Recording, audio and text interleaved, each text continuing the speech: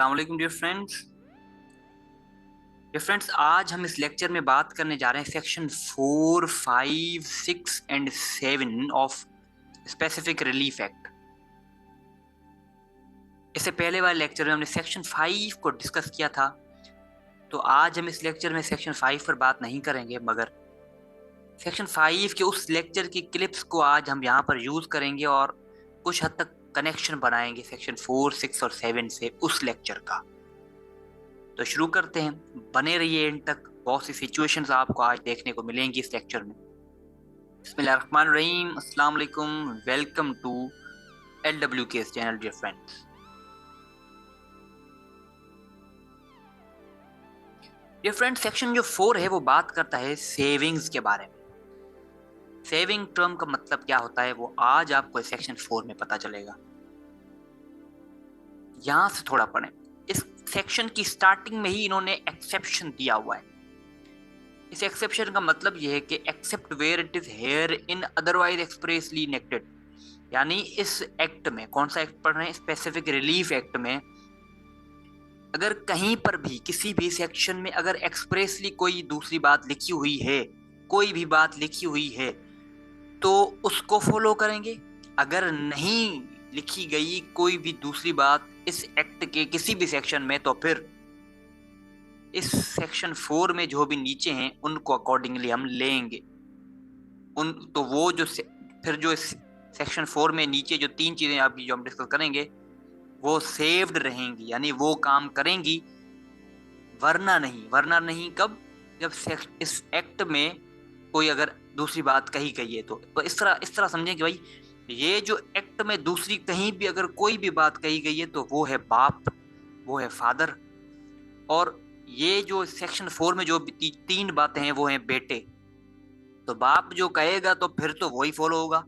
अगर बाप ने कुछ नहीं कहा तो फिर बेटों की होगी, बेटों की बात को सुना जाएगा। तो ये जो रेड मैंने नीचे अंडरलाइन किया हुआ है, इसका मतलब ये है। अब बढ़ते हैं, nothing in this act shall be deemed, यानी अगर कोई एक्ट में भाई कहीं भी कोई चीज मौजूद नहीं है, ठीक है, वो तो चलो हो गया। अगर नहीं है मौजूद तो फिर ये जो 3 चीजें उसका मतलब उसको जो है वो इस तरह नहीं टैग किया जाएगा। Nothing in act shall be deemed, यानी इनको हरगिज भी इस तरीके से नहीं समझा जाएगा। किस तरीके से भाई नहीं समझा जाएगा, तो चलो वन बाय वन इनको डिस्कस करते ताकि हमें चीजें समझ में आए। क्लॉज ए में क्या बात है, इसकी एक सिचुएशन है मेरे पास। ए और बी ने बनाया आपस में एक एग्रीमेंट। एग्रीमेंट ये था कि भाई ए जो है एक बच्चा बेचेगा बी को और बी देगा उसके पैसे।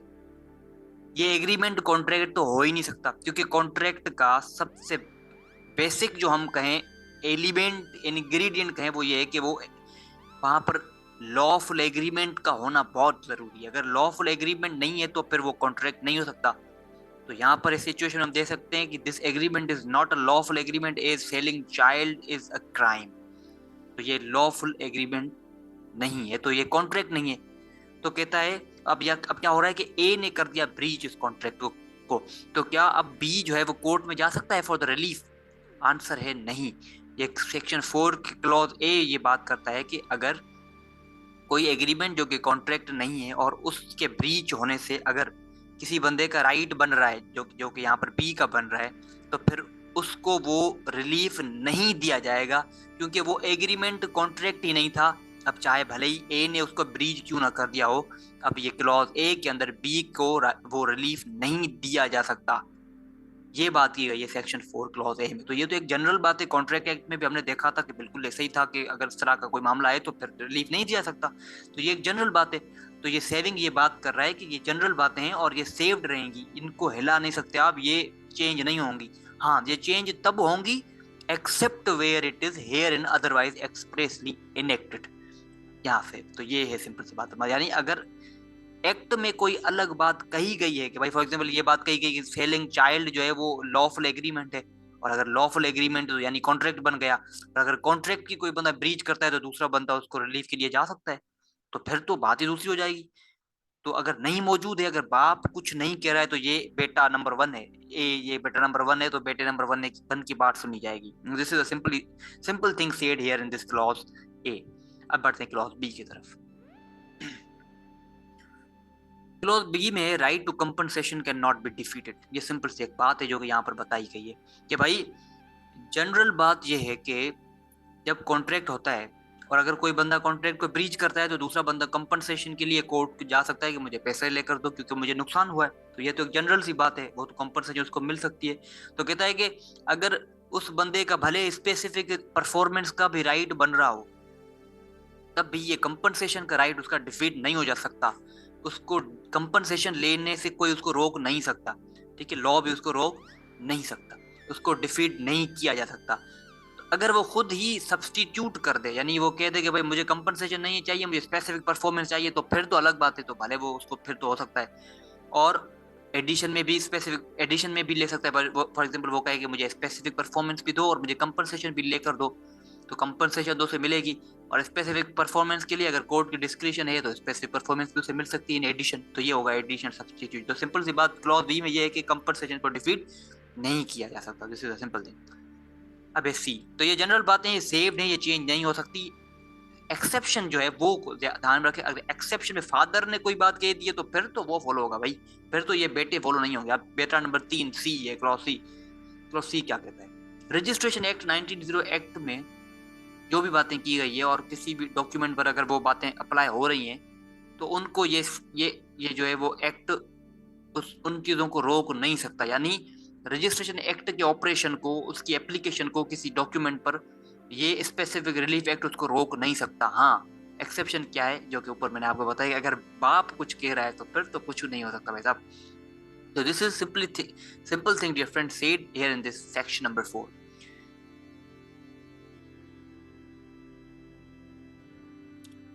तो अब हम बढ़ने जा रहे हैं साथियों सेक्शन नंबर नेक्स्ट की तरफ, मगर उससे पहले सब्सक्राइब करना मत भूलिएगा, इससे हमारी हौसला अफजाई होती है।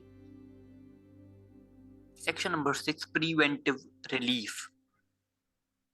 सेक्शन नंबर जो 6 जो बात कर रहा है वो ही बात सेक्शन 5 में भी मौजूद है, क्लॉज सी में। अब सेक्शन 5 क्लॉज सी में क्या बात है उसको हम देखने के लिए सेक्शन 5 के उस लेक्चर की उस क्लिप को थोड़ा देख लेते ताकि हमें ये वो चीज का अंदाजा हो जाए। तो चलते हैं उस तरफ हम। क्लॉज सी है प्रोहिबिटरी या प्रिवेंटिव इंजंक्शन भी इसको कहा जाता है। किसी बंदे को प्रिवेंट करना, किसी बंदे को प्रोहिबिट करना, जो इसको कहा गया था कि आपको ये काम नहीं करना है और अगर वो बंदा वो काम करे तो उससे उसको कोर्ट रोके, you must not do that. तो ये सिचुएशन होती है इस क्लॉज सी के अंदर। इसी एग्जांपल को लेते हैं। कॉन्ट्रैक्ट था भाई, बी को जो है वो बी ने जो है वो कॉन्ट्रैक्ट किया था ए के साथ, सेल ऑफ द कार का कॉन्ट्रैक्ट था। मगर ए क्या करता है भाई, जो गाड़ी उसको बी को देनी थी, बी ने पैसे भी दे दिए, ए को गाड़ी देनी थी बी को, मगर ए बी को नहीं देता कार, वो एक और कॉन्ट्रैक्ट बना देता है सी के साथ और सी को कहता है कि I shall give you the car and for that consideration you have to give money. और सी उसको पैसे देता है ए को, और यहाँ पर ए जो है कार दे रहा है किसको, सी को। तो यहाँ पर ये जो बी है एज क्लेमेंट कोर्ट में जा सकता है कि आप ए को रोको, क्या कहो, रोको कि सी को वो गाड़ी ना सेल करे, not to sell the car to mister C, क्योंकि हमारा तो वैसे ही एक पहले कॉन्ट्रैक्ट बना हुआ है, उसको वो ब्रीच ना करे। तो यहाँ पर कोर्ट जो है वो अंडर सेक्शन 5 क्लॉज सी के तहत प्रोहिबिट कर सकती है, प्रिवेंट कर सकती है ए को कि आप नहीं सेल कर सकते कार सी को और आप ये कार उसको सेल ना करो। तो ये होता है क्लॉज सी में। तो प्रिवेंटिव रिलीफ आपको उस लेक्चर के थ्रू समझ में आ गया होगा। सेक्शन 5 को देखें ताकि आपको पूरा सेक्शन 5 समझ में आए। तो सेक्शन 5 में हमने क्या देखा, 5C में प्रिवेंटिव रिलीफ के कोर्ट जो है प्रिवेंट कर सकती है किसी बंदे को कि भाई आपके पास ये आपके ऊपर ऑब्लिगेशन थी कि आपको ये काम नहीं करना है तो आप वो काम ना करो। अब है section number 7, it is very important, relief not granted to enforce penal law. इसका मतलब ये है कि भाई देखें, स्पेसिफिक रिलीफ एक्ट एक सिविल लॉ है और सिविल लॉ में सिविल रेमेडीज होती हैं, कंपनसेशन हो गया, स्पेसिफिक परफॉर्मेंस हो गई, इंजंक्शन का ऑर्डर, प्रिवेंटिव इंजंक्शन जिस तरह हमने पीछे देखा सेक्शन 6(5)(c) में, ठीक है, इस तरह, या डिक्लेरेशन ऑफ द राइट्स हो गया। तो ये यहाँ पर सिविल रेमेडीज होती हैं, यहाँ पर पनिशमेंट की सिचुएशन नहीं है क्योंकि ये क्रिमिनल लॉ थोड़ी ना है। तो क्रिमिनल लॉ नहीं है तो पनिशमेंट नहीं है, तो इस वजह से सेक्शन 7 ये जो एक्सप्रेसली बात कर रहा है कि यहाँ पर पनिशमेंट की बातें नहीं होंगी। क्या होगा, जो जो जो कि बताया गया स्पेसिफिक रिलीफ एक्ट में जो सिविल रेमेडीज होंगी। तो डियर फ्रेंड्स यहाँ पर होते हैं हमारे topic and. Don't forget to like, subscribe, and share our this video and channel both. Khuda Hafiz. Assalamu alaikum. May God bless you all.